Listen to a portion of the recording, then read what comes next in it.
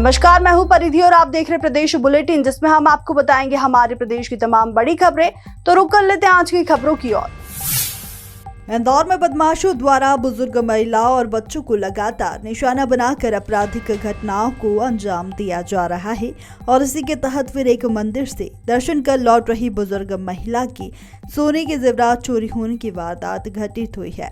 चोरी गए जेवर की कुल कीमत 1,30,000 बताई जा रही है।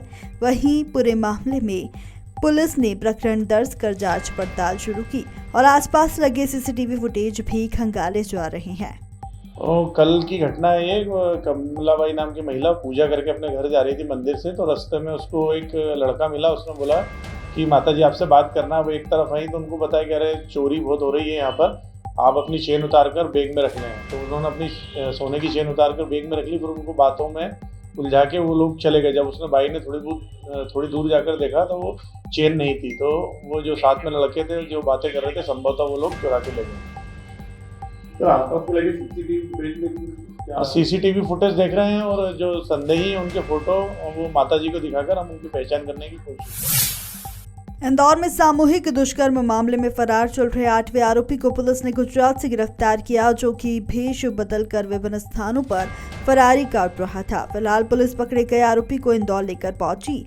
आपको बता दें, आरोपी ने पीड़ित महिला का अपहरण कर उसे खंडहर में ले जाकर सामूहिक दुष्कर्म की घटना को अंजाम दिया था। पूरे मामले में पुलिस ने तत्परता से कार्रवाई की और कुछ ही घंटों में 7 लोगों को गिरफ्तार किया और न्यायालय में पेश किया गया। तो वहीं फरार चल रहे 8वें युवक को गुजरात से गिरफ्तार कर लिया गया है।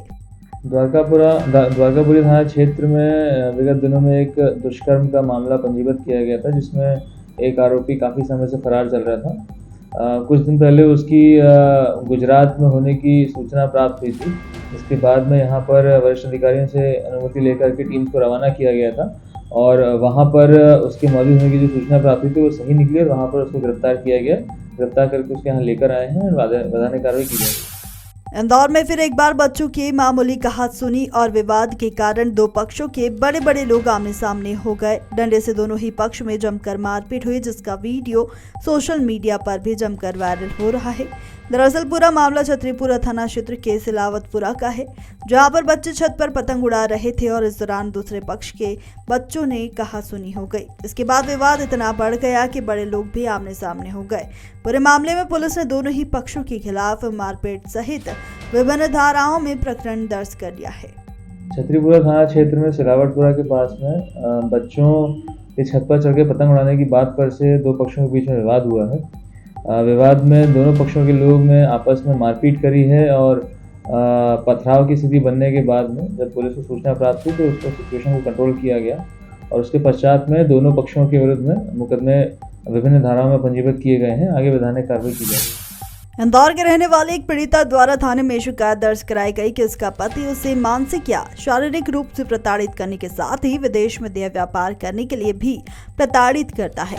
पूरे मामले में पुलिस ने दहेज प्रताड़ना सहित विभिन्न धाराओं में प्रकरण दर्ज कर जांच पड़ताल शुरू की है।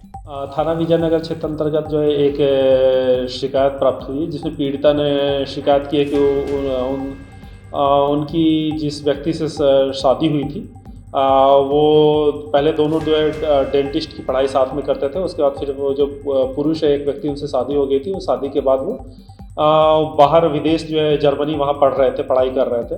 उसके बाद फिर वो स्पाउस वीज़ा पे कुछ दिन बाद जो है महिला वो खुद भी गई पीड़िता, तो उनके साथ वहाँ पर मारपीट हुई। उनके साथ जो है उनके शारीरिक और मानसिक यातनाएँ दी गई। दहेज के लिए उनको प्रताड़ित किया गया। तो इसी संबंध में थाना विजयनगर पे एक शिकायत आवेदन प्राप्त हुआ। उनका मायका जो है फरियादिया का वो इंदौर का ही है, तो FIR इस पर पंजीबद्ध किया गया विजयनगर 498 506 और 323 का। और इसका पूरा मामला जो है पंजीबद्ध कर विवेचना में लिया गया।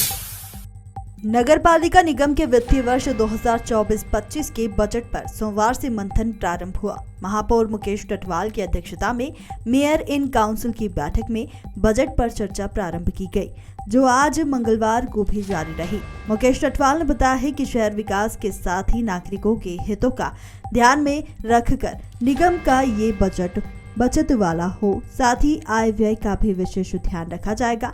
बैठक में निगम आयुक्त आशीष महापौर सहित सभी MIC सदस्य मौजूद रहे। बजट को लेकर के भी हमारी चर्चाएं चल रही है बजट में करीब 250 पेजों का बजट का दस्तावेज है।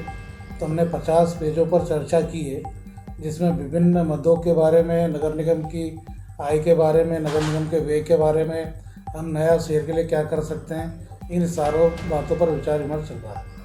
शहर में अभी कोई भी ठेकेदार कोई कॉन्ट्रैक्ट नहीं ले रहा है, नगर निगम की हालत खस्ता है, तो उसको सुधार करने के लिए क्या कर रहे हैं?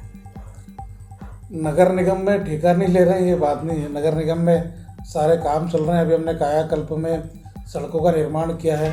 मुख्यमंत्री अधो संरचना में हमने करोड़ों के काम किए हैं। अभी हमारे सारे जो सप्त सागर हैं उनमें हमने 4 सागरों के टेंडर लगाए हुए हैं। उसी के साथ हमने कानीपुरा की हमारी मल्टी कंप्लीट की है। हमारा गुरु नानक का हमने मार्केट बनाया है। सुदामा नगर का मार्केट हमने कंप्लीट किया है। और हमारा मंशावन की जो मल्टी है उसका काम भी हम शीघ्र प्रारंभ करने वाले हैं, क्योंकि वो ठेकेदार छोड़ करके चले गया था। नया टेंडर करवाने के लिए हमने स्वीकृति दे दी है। साथ ही हमारा स्विमिंग पूल का निर्माण कार्य चल रहा है। हमारे 16 वार्डों में संजीवनी क्लिनिक बन चुकी है। कुछ वार्डों में संजीवनी क्लिनिक के काम चल रहे हैं। सारे हमारे करीब हमने 10 वार्डों में बेक लाइन बनाई है, उनमें उनके काम चल रहे हैं। तो सारे नगर निगम के काम चल रहे हैं। और जो ठेकेदार जो बार ये आती है, तो हमने जो पुराना ठेकेदारों के भुगतान भी किए हैं।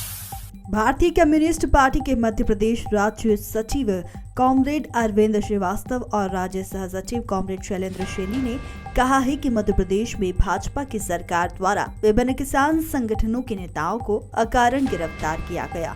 आगामी 16 फरवरी को किसानों के देशव्यापी आंदोलन को दबाने के लिए इस तरह का तानाशाहीपूर्ण रवैया जारी है।